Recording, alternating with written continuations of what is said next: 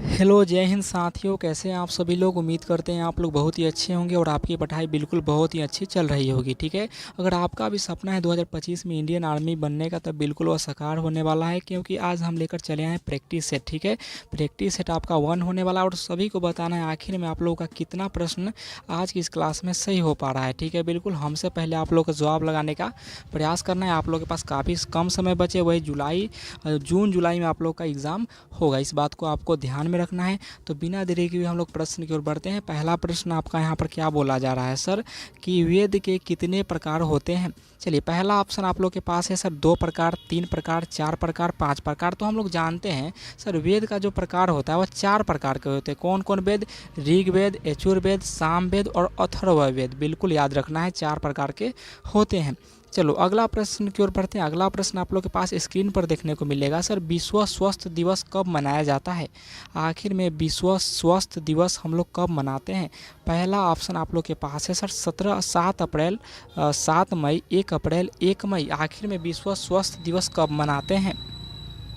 चलिए, जिनका option number ए आया है बिल्कुल उनका करेक्ट आंसर है 7 अप्रैल को हम लोग विश्व स्वास्थ्य दिवस मनाते हैं। बिल्कुल ठीक है ना। चलिए अगला प्रश्न यहाँ पर देखेंगे 3 नंबर सर, बल का एएसआई मात्रक होता है। बल का एएसआई मात्रक आखिर में क्या होगा। पास्कल होगा, न्यूटन होगा, वाट होगा, जूल होगा। देखिए बिल्कुल यहाँ पर ध्यान रखना है कि सर बल का एएसआई मात्रक आपका न्यूटन होता है। ठीक है ना, बल का एएसआई मात्रक Newton. Option number B is a correct answer. चलिए अगला प्रश्न यहाँ पर 4 नंबर प्रश्न यहाँ पर ध्यान से सभी लोग देखिएगा। देखिए बहुत इंपॉर्टेंट प्रश्न है, क्योंकि आप लोग भारतीय सेना में जाने वाले हैं और भारतीय सेना की तरफ से एक प्रश्न है बिल्कुल यहाँ पर कि सर भारतीय सेना में कमानों की संख्या है, भारतीय सेना में कमानों की संख्या कितनी होती है। तो बिल्कुल ध्यान रखना है सभी लोगों की सर 7 हो जाएगा। बिल्कुल option number B is a correct answer. अगला प्रश्न यहाँ पर 5 नंबर की असहयोग आंदोलन गांधी जी के द्वारा कब शुरू किया गया था। देखिए गांधी जी के द्वारा तो असहयोग आंदोलन शुरू किया गया था, लेकिन आखिर में यह कब किया गया था बताना है। 1919 में, 1920 में, 1922 में, 1940 में। तो बच्चों याद रखना है यह जो आंदोलन शुरू हुआ था वह 1920 में हुआ था। कब शुरू हुआ, तो 1920 इज ए करेक्ट आंसर। अगला प्रश्न यहाँ पर सर, चीन की मुद्रा क्या है। चलिए अगला प्रश्न यहाँ पर आप लोग के पास है सर कि चीन की मुद्रा आखिर में क्या होगा। पहला ऑप्शन युआन है, दिनार है, डॉलर है, येन है।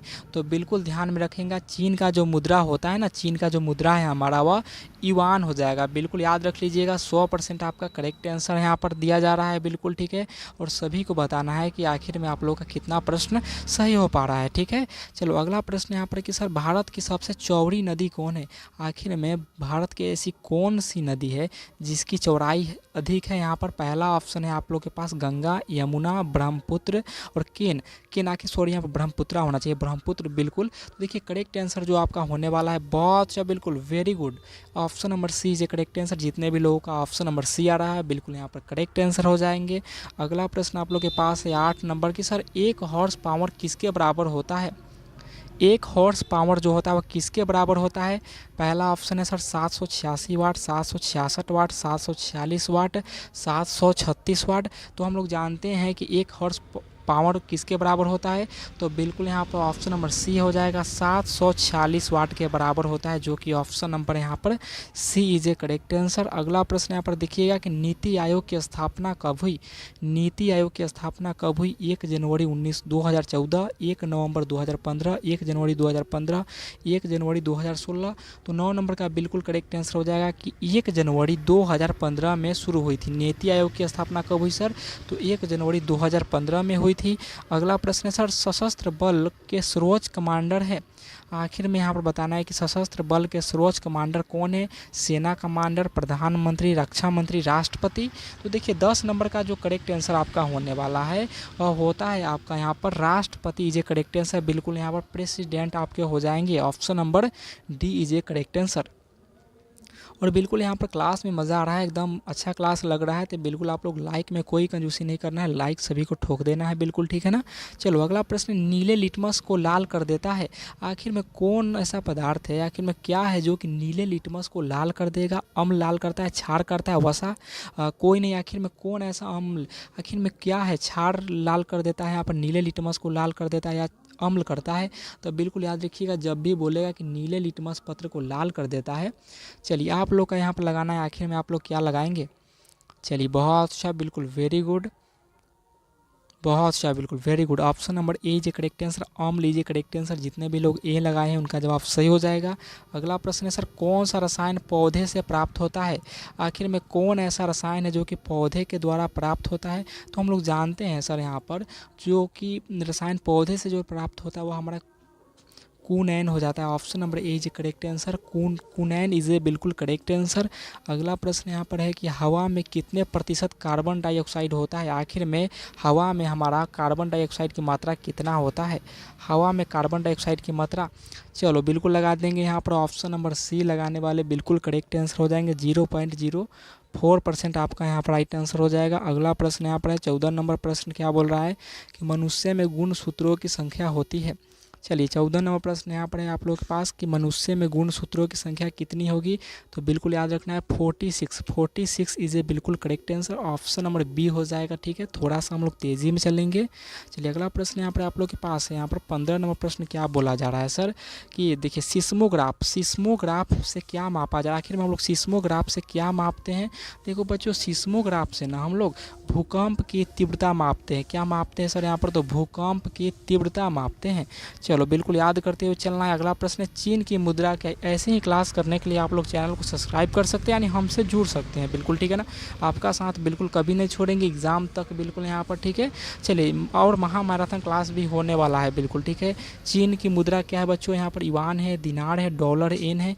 देखिए चीन का जो मुद्रा है ना यहाँ पर साथियों, वो युआन है। अच्छा प्रश्न लग रहा है रिपीट कर गया ना, चलिए कोई बात नहीं। अगला प्रश्न यहाँ पर देखेंगे सर, सौरमंडल का सबसे बड़ा ग्रह कौन सा है? आखिर में सौरमंडल का सबसे बड़ा ग्रह कौन सा है? तो बिल्कुल यहाँ पर याद रखेंगे। चलिए बताएंगे यहाँ पर क्या हो जाएगा। तो सर बृहस्पति इज ए बिल्कुल करेक्ट आंसर। ऑप्शन नंबर ए लगाएंगे, उनका जवाब बिल्कुल सही हो जाएगा। अगला प्रश्न यहाँ पर सर, नासिक किस नदी के तट पर स्थित है? नासिक जो है आपका वह किस नदी के तट पर स्थित है? चलिए पहला ऑप्शन है कृष्णा, ऑप्शन बी है नर्मदा, ऑप्शन सी है गोदावरी, ऑप्शन डी है इनमें से कोई नहीं। तो देखिए याद रखिएगा, नासिक जो नदी तट पर स्थित है वह गोदावरी नदी के तट पर स्थित है। कहाँ स्थित है सर? तो गोदावरी नदी के तट पर।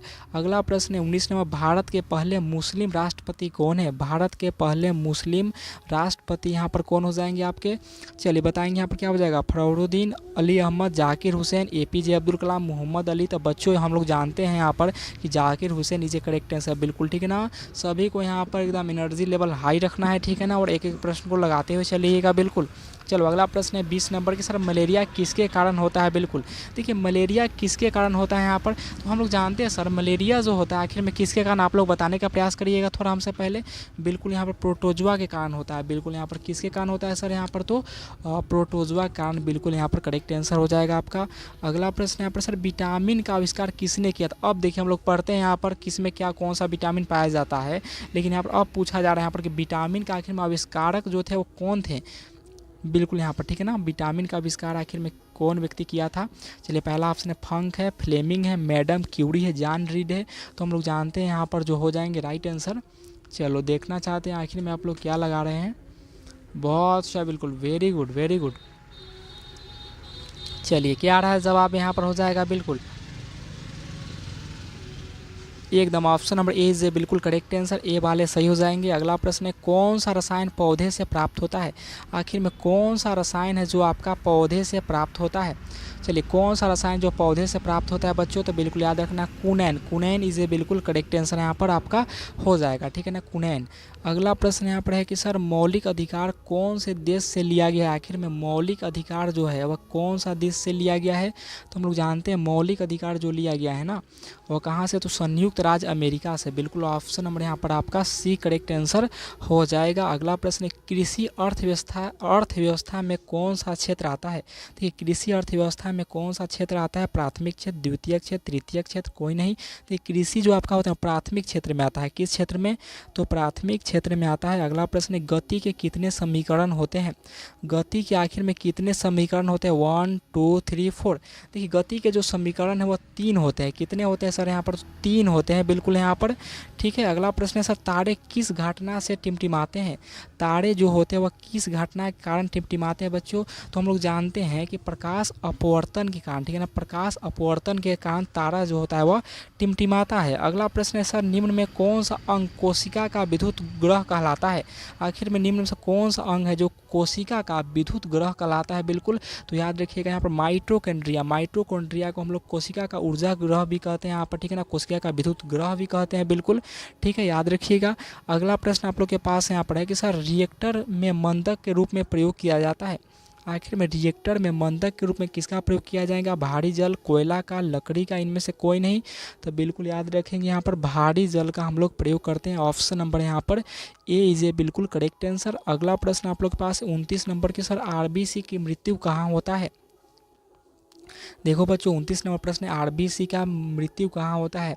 रेड ब्लड कॉर्पस यहाँ बताना है। आखिर में आरबीसी की मृत्यु कहाँ होता है? यकृत में, हृदय में, फेफड़ा में, प्लीहा में। तो बिल्कुल यहाँ पर डी लगाने वाले करेक्ट आंसर हो जाएंगे। अगला प्रश्न है 30 नंबर की, द्विखंडन किस में होता है?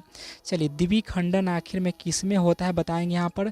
पहला ऑप्शन है सर अमीबा में, मेढक में, हाथी में, कोई नहीं।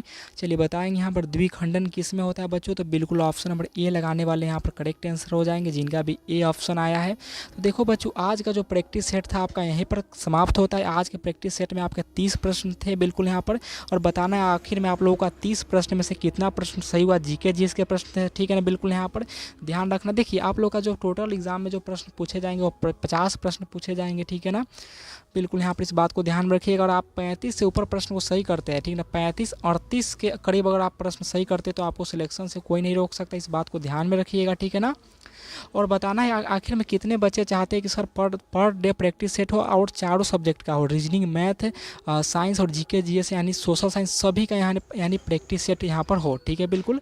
चलिए, कितने बच्चे चाहते हैं वो कमेंट बॉक्स में बताएंगे, और आप लोगों का कितना सही हुआ। और बिल्कुल क्लास पसंद आया हो तो चैनल को सब्सक्राइब और वीडियो को लाइक कर देना। फिर मिलते हैं नेक्स्ट क्लास में, तब तक के लिए जय हिंद।